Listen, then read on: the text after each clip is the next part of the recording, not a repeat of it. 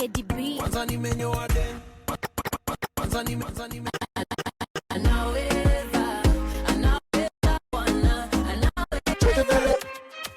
Check it. Barakaza, baba, zababa. Yendo number uno, yesu number uno. Yeah. Number uno, yendo number uno. Si chocha. What is working in my life, working in my life. Praise the Lord, and thank you for joining us once again for another episode of the Angaza Show. My name is Pastor T. Mwangi, and today we want to delve on the conversation of critical thinking. We live in an age of smartphones, and I don't want to say foolish people, but the father and the godfather of AI came and said that one of the greatest mistakes that he ever did was to create something that was more intelligent than humans. We live in a time when you ask someone anything, the first thing they want to go is Google, and no one is thinking through. And an analysis was made, and somebody said, it looks like the smartphones are becoming smarter than the owners of the smartphone. We want to come and look at the place of critical thinking, and why is critical thinking important in your life, in your work, and in your day-to-day operation. Let's join this conversation immediately after the musical break with DJ Andy C. Thank you for joining us. With me is a life coach and a guy that has been handling this particular topic, especially on leaders and other areas. And we just want to delve on this amazing conversation. And so I'll ask you can begin by introducing yourself, tell us your name and maybe what you do. Thank you so much, Apostle T, for having me today. Yeah. It's a privilege and an opportunity which I don't take for granted. Karibu. My name is Gamaliel Gerishom Malungu. I am a leadership and productivity coach and trainer. I run a consultancy called Permanent Success Consultancy. Okay. And our main objective is to train leaders to make sure that they are effective in whatever they do, because it all falls and rises on leadership. Okay. And as well, we have done so many trainings on employees, making sure that they are very productive at work. And of course, there are other issues we do with life coaching. And just part of it, which is actually one of the most critical areas that I can never underestimate, is the aspect of critical thinking and problem solving, which falls on every area of life. So these are two things, critical thinking and problem solving. They really go hand in hand. Let's begin with the basic. What is critical thinking? I would say critical thinking is a conscious process. You think through a problem, render a solution to it, and then examine the solution at the end of the day. Okay. So it's not just limited to you solving the problem then, but you look at it later. Because now there are two ways you can look at it. There is reactive and then there is proactive. Okay. But that's part of problem solving. Yes. So you can be reactive and also you can be proactive. Yes. Why is this important? I have Google, I have ChatGPT, GPT, why is critical thinking important in our day-to-day? The results of your life or the quality of your life depends on how you think. The Bible says that as a man thinketh, so is he. Every day we are faced with occasions, circumstances that demands us to think. There is somebody who said that there are so many people who prefer to die rather than thinking. And you realize that the more you live, the more you discover that you are given a brain or a mind by God for you to think and render solutions. When you look at people's lives today, you will discover there are those who stopped thinking. And many people who are creating impact, coming up with solutions, providing good environment for people to stay, to work, to grow, and many other things. These are critical thinkers. Even when you look at the revolution that is happening, even in the tech space, these people who are coming up with these solutions because they think critically. When you look at an individual's life, as a person, as an individual, we realize that there are so many challenges. There is nobody who is immune to challenges, problems in life, and many other issues. Only people who think critically come out of those problems or circumstances victoriously. Okay. So I consider critical thinking as the major skill that anybody needs to learn. Okay. And it's not a one-time event, it's a life process. You need to learn and practice again and again. I always say this. There is, Bruce Lee once said that It is not always about intensity, but consistency. Okay. So he said that he fears a man who has practiced one kick 1,000 times and not that man who knows 1,000 kicks. Okay. So critical thinking is something that you have to do it consistently, and you have to start it with something that you honestly believe you have to use my brains to bring something out of it. How do I begin to grow my mind and exercise my mind to have the capacity of critical thinking? Because what I'm hearing from you, you could be, maybe you did not have the advantage of going through the school process, but that does not deny you the capacity to think critically. So Yes. how do I grow and exercise my mind to be a critical thinker? Thank you for that question. Number one, where you are, there are things that are around you. And because I've spoken so much on the question of purpose, Yeah. the first thing that you must ask yourself, even before involving yourself to that, to the issues of critical thinking, is why are you here? So ask yourself that important question: why am I here? That's the first question. The second thing that you must ask for you to start involving yourself with critical thinking is, what is the problem? How can I, within my capacity, solve the problem? One of the things that many people have missed, they have always looked for something that is outside them. When people start looking within, it doesn't matter what is without. Okay. Because people can limit how far they can go based on education. Yeah. Education is not the ultimatum of how far you can go. There are many people who never did well in school, but when you look at the impact they are creating, is much more. For us Christians, I remember on Monday, my pastor, Reverend Anu, was teaching about the Holy Spirit and how important he is. So for believers, when you look at it in that perspective, you realize that you have the Holy Spirit within you. And the Holy Spirit is not limited to if you are educated or not. It is dependent on how submissive you are to his voice. But when you look at the general perspective, ask yourself, if this problem is here, or the problem that you already have, what can you do within your capacity? So once you have already exercised that action of thinking what you can do and why, don't limit yourself to only your solution. Think about who else can I involve in this space so that we can come up with a solution that is much more long-lasting. Because you as an individual, you can be limited by your experience.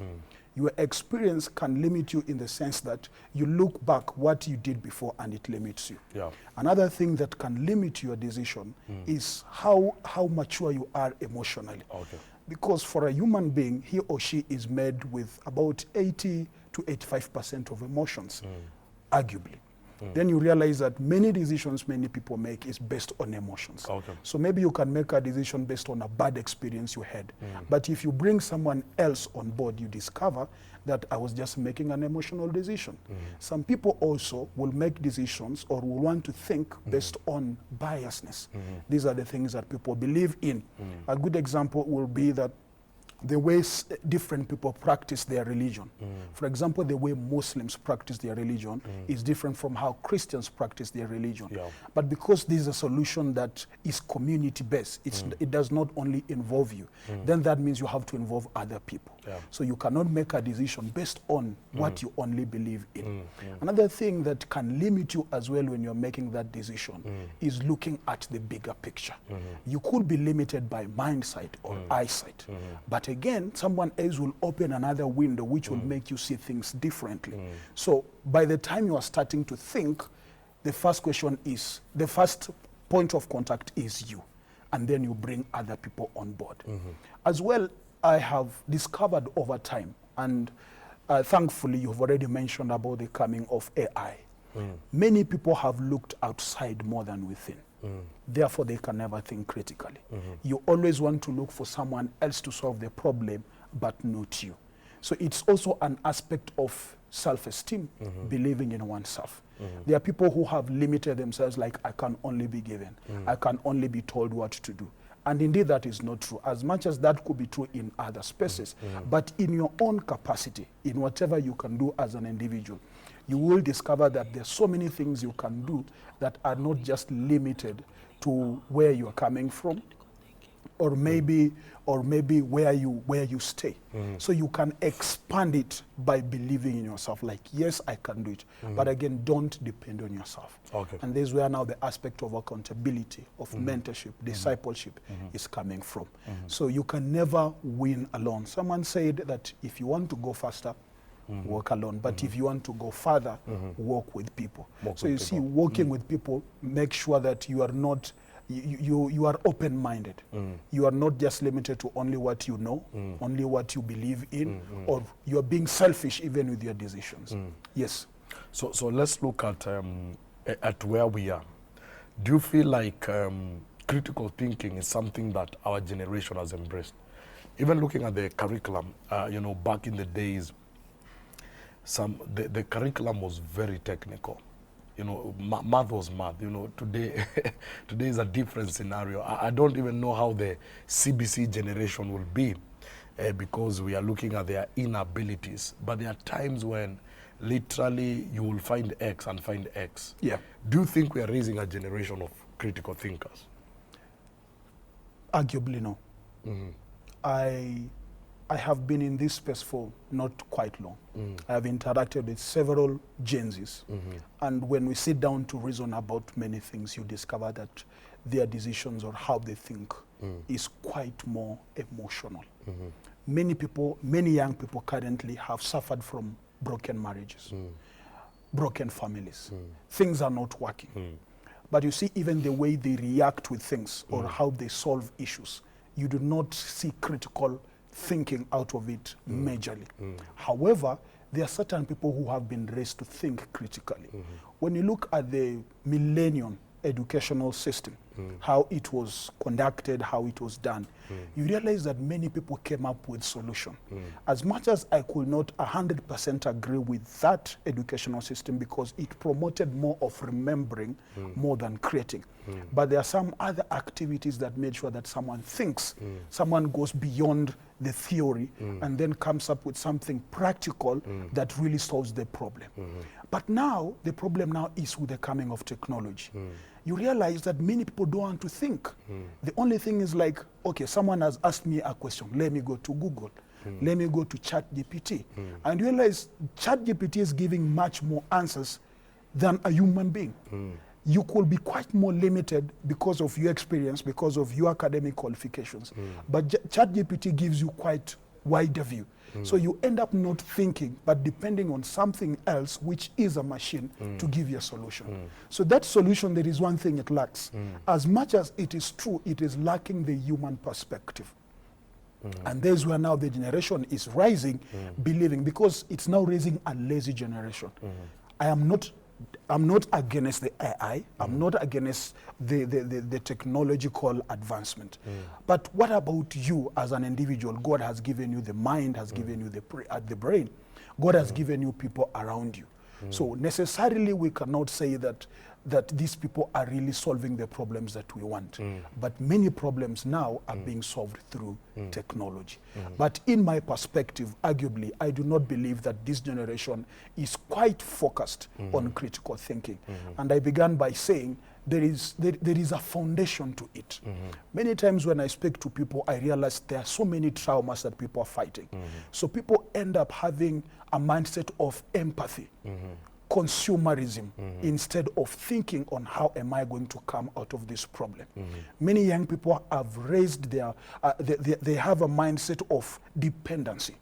They have a mindset of blaming other people. So you blame someone else for the mistakes that are happening around you, for something that is not working around you. So you say, this is not happening because so and so didn't do this and this and that. There is somebody who say that people normally say, like, I come from a poor background, but it gets to a certain level where it stops being you came from the poor background and you start saying that now I am the background. And that should be the mindset, because once we stop blaming parents who maybe had an issue with marriage and it ended there, you stop blaming them. Then ask yourself, what can I do with where I am to create a future that I desire? So, Pastor, I will say we are raising, and at the same time we are not raising. So this is a community it's a community aspect that all of us need to come in and see how we are raising our children, how we are raising the young generation. Because I believe everywhere where everybody is, God has built capacity within everyone to provide a solution. We'll be coming to that immediately after the musical break. And we are looking here at the realities of critical thinking, and more so, how can we engage a generation when it comes to critical thinking and not emotional response, not just acting because of what they feel, and all these things that we keep on hearing. Anyway, we're coming back to this conversation immediately after the musical break.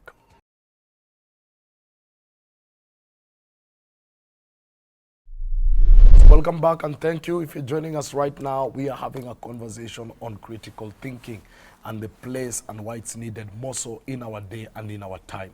So we're looking at, how you can, looking at whether we are raising a generation of thinkers or just a generation of people that are going to, rely on the emotions. When I saw, there's a time when there was all these, the Gen Z, campaign and all that. And this is what people say: let's come and tell them our rage. Let's come and manifest what we are feeling. And someone asked a very critical question. Yeah, the finance bill is there. We've rejected it. Then what next? And I really felt like someone capitalized on what people felt, but there was no critical solution in terms of, if this doesn't work, we have an alternative at the end of the day. And you've answered that very well, that we have a generation that is so much responding to what they are feeling, but not necessarily trying to go through and begin to think. What are some of the practical things that we can begin to do so that we engage a generation and move their decisions from their hearts to their heads? Fantastic. Let me just give a comment in regards to that, because I also participated in the reject, the finance bill. But as an intellectual, I will not want to think about how I can react on something emotionally. Yes, you could participate in something to show that you are in support of it, but you are someone who thinks critically. What next? That's why I started by saying there is somebody who is reactive and there is somebody who is proactive. Yeah. A reactive person is, I want result now. That one is guided by emotions. Like, for example, if a snake comes here, for example, everybody will be like, let's kill it, let's kill it, let's kill it. That is being reactive. But there is proactiveness. Now, instead of now asking yourself, what can I, we have done this already to stop it, but what comes next?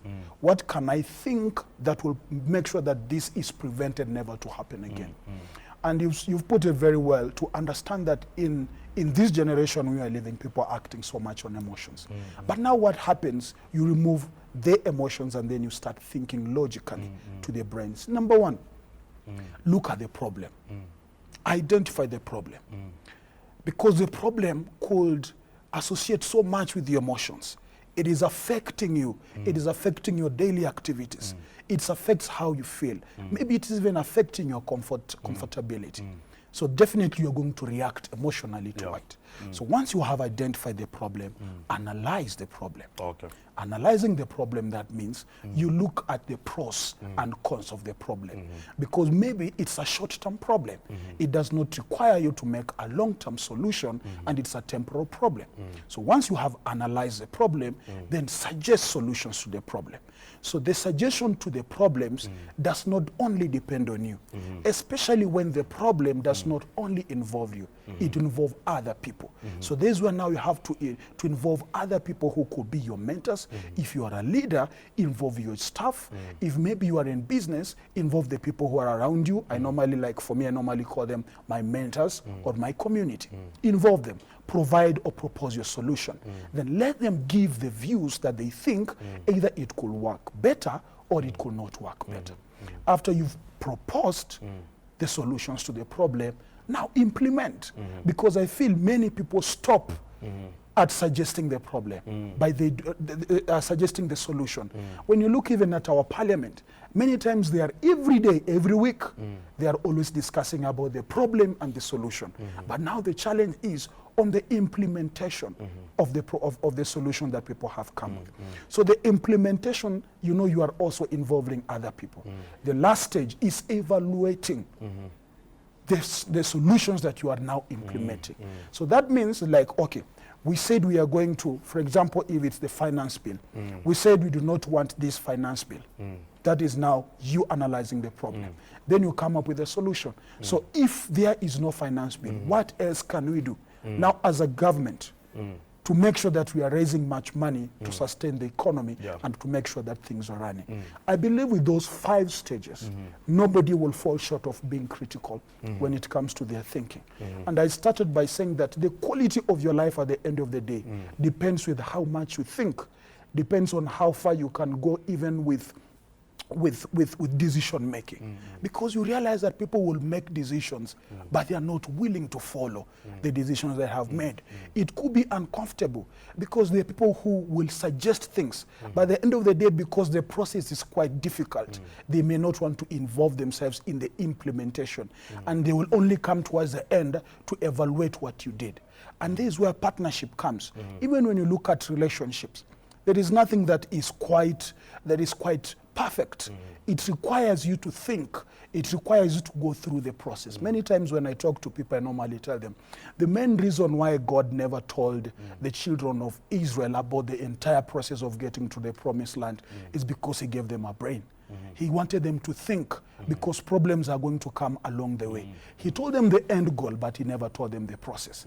When you look at Adam, God created Adam and gave him the responsibility, but he never told him to make a chair. He never told him to go and make timber and make other things. It was supposed to be thought. It's a thought process. So those 5 steps will really help someone in case they are stuck in making a decision. But avoid biasness. Avoid self-belief. You are not Alpha and Omega. And with that, it's very easy to go through these things. Do you believe life is a byproduct of the decisions, which are also guided by the thinkings that a person makes? 100%. 100%. I'll start even by quoting the Bible. As a man thinketh, so is he. You think every day, either emotionally or logically. But at the end of the day, the decisions that you're going to make today, majorly it's about the future. Okay. You said that a man has 400 to 600 thoughts. Yes. 400 to 600 a day, thoughts in a day. So that means your mind is always at work. And someone said 50% is about money. 50%, yeah, exactly. 50% is about money because you see, currently you cannot do anything without money. So when you wake up in the morning, you always think about how am I going to raise the next 100K, the next 1 million, the next 10K, the next 1K. You see, it all involves money. But the outcome of your life is based on the decisions you make. So 400 to 600 thoughts come to you every day. And that means how you manage the thoughts, you're already shaping your life. You're already shaping your life. That's why it's very important for you before you act, think. Act before you think. Because you can mess up everything.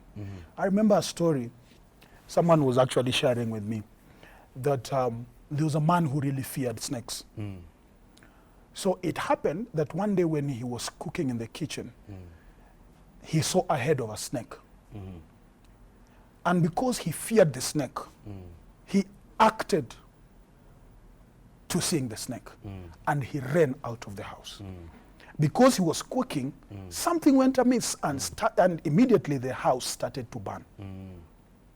So he ran out of the house. The moment the snake sensed that this house is on heat, is on fire, the snake also ran out of the house.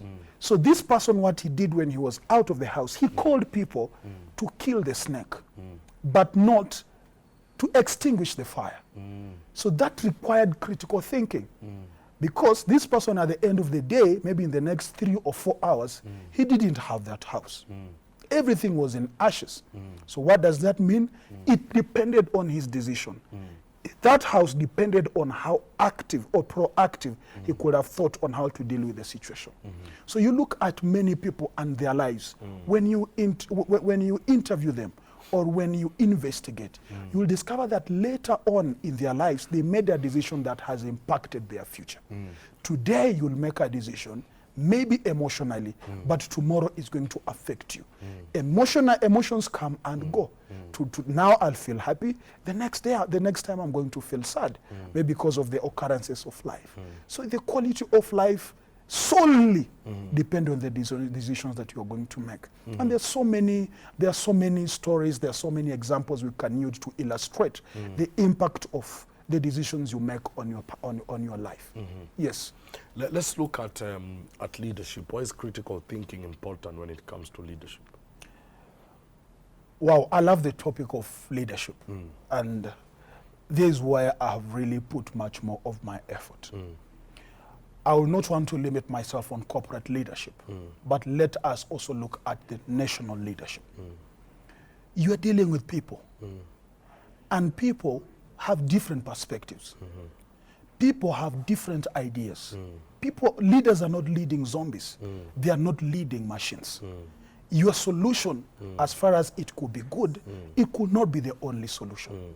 There are people who probably are even more experienced than you. It's only that you got an advantage of being in a position of power and influence earlier than them. There are people who have better solution than you think. And yours is not the only solution. So that means you have to think critically. And as a leader, the decisions that you are making is not for you, it's for the people. I always say that a leader is in charge of the people, not the position. But many people, when they are locked with the position, they forget about the people. Little did you know that these are the people you are leading. If you cannot take care of these people, then you have no business being in leadership because you're not leading yourself. So what am I trying to say? I'm saying, as a leader, either you are in the national leadership, you are in a political space, either in corporate space, it is not all about you. Think through the problem by considering other people. You can only follow the 5 steps to think through a problem and render a solution. Number 2, everything rises and falls on leadership. When things go astray, you are the first aspect. They are going to things like, this person is a failure. But when you involve people, they feel part and parcel of the entire process. They bring the ideas, they tell you what they feel, so that when you're making a decision, everybody follows. I remember the words of Martin Luther King. He did not only suggest to the emotions of the people, but to the future. So the future dictates the decisions you are going to make, dictates the steps you're going to make. So if only you are limited by there and then, you're forgetting about the future.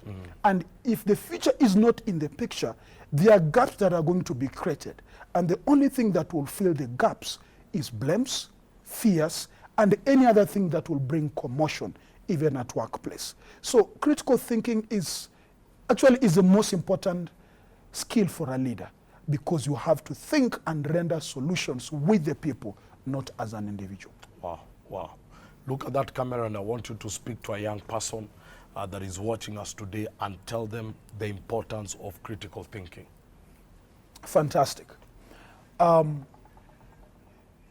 Your life is as a result of how you think, how you process your thinking, and the decisions you make every day. You have capacity to become the person you want to be. I understand that you could be in a very difficult situation right now. You could be limited by pressures around you, by limitations that have been put place by the country, by your parents, by the economy, and many other aspects, even education.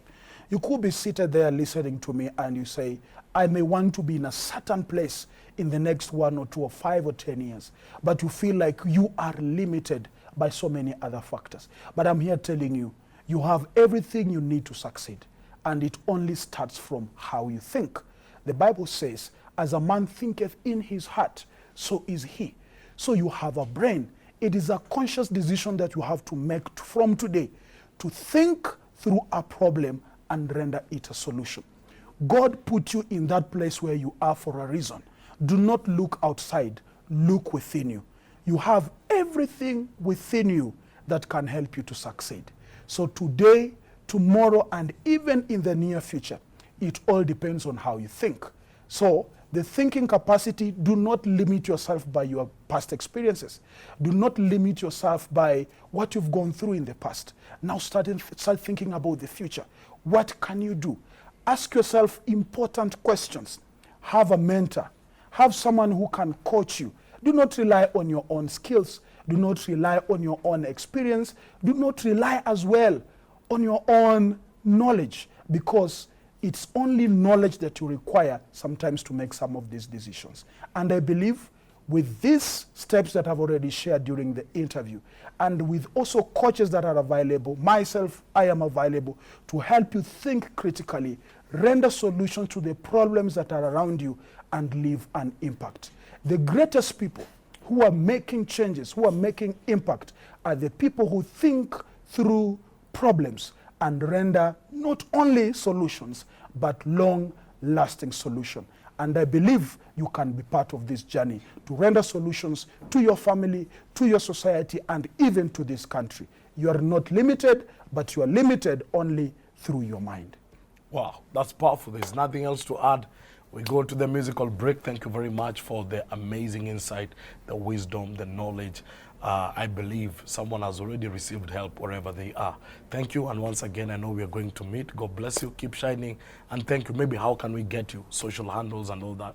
Yeah, you can get me on my social handle, Gamaliel Gerishom Malungu. Those are my social handles. You can also search Permanent Success Consultants. You'll find the website and every detail that what we do on a daily basis. If you want mentorship, if you want coaching, either you are a leader, you are a business person, you are an employee, you want to start a business, I'll gladly give my number 0728023465. I'll be glad to help you live the life of your dream. Well, thank you. Thank you very much. And, you know, I believe it's a blessing. So you can reach out and say you can get help. Anyway, see you at the Crossroads segment.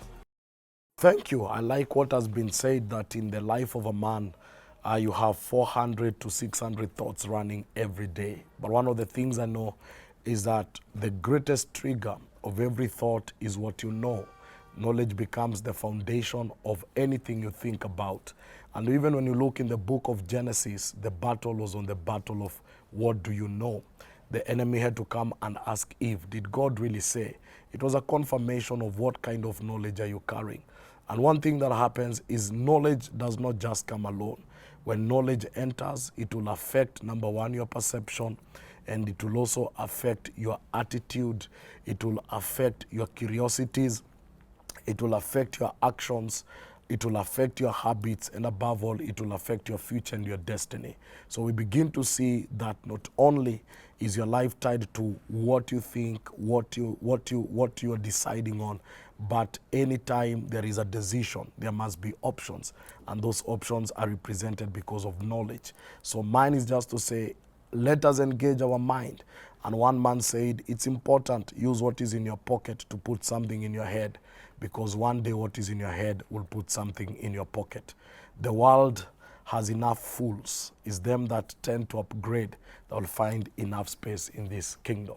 May God bless you, and thank you once again for joining us till next Saturday. May God bless you. Thank you for the guys behind the camera, the production team, and everybody that makes this happen. God bless you till next Saturday. Thank you.